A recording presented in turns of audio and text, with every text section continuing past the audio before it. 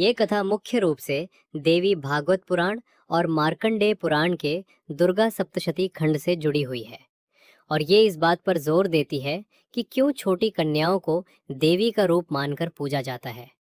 कन्या पूजन की कथा। ये कथा देवी माँ दुर्गा के नवरात्रि व्रत और उनकी महिमा से जुड़ी हुई है। एक, कथा का आधार।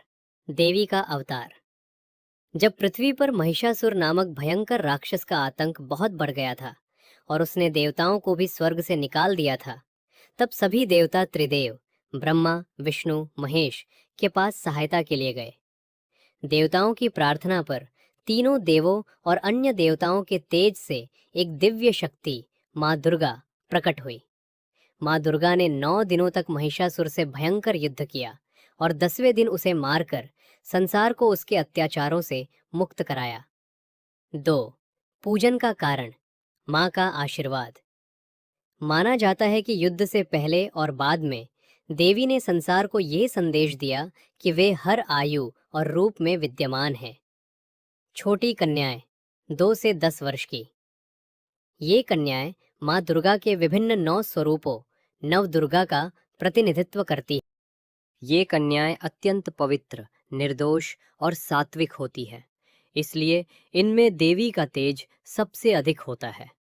कन्याओं को भोजन कराकर और उनका आदर सत्कार करके भक्त वास्तव में सीधे माँ दुर्गा को ही प्रसन्न करते हैं। 3. कन्या पूजन का महत्व।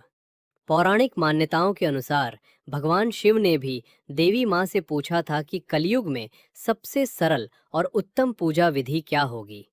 तब देवी ने कहा था कि जो मनुष्य नवरात्रि में व्रत रखता है और व्रत के समापन पर 9 कन्याओं नवदुर्गा का प्रतीक और एक बालक भैरव बाबा का प्रतीक जो देवी के रक्षक हैं को भोजन कराकर उनकी पूजा करता है, उसे सीधे देवी के 9 स्वरूपों का आशीर्वाद प्राप्त होता है।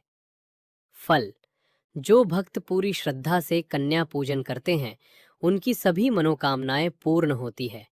उन्हें बल, बुद्धि, विद्या और मोक्ष की प्राप्ति होती है और उनके घर में सुख समृद्धि बनी रहती है। संक्षेप में ये कथा हमें सिखाती है कि कन्याएं साक्षात शक्ति और शुभता का प्रतीक है। उनका आदर और पूजन करने से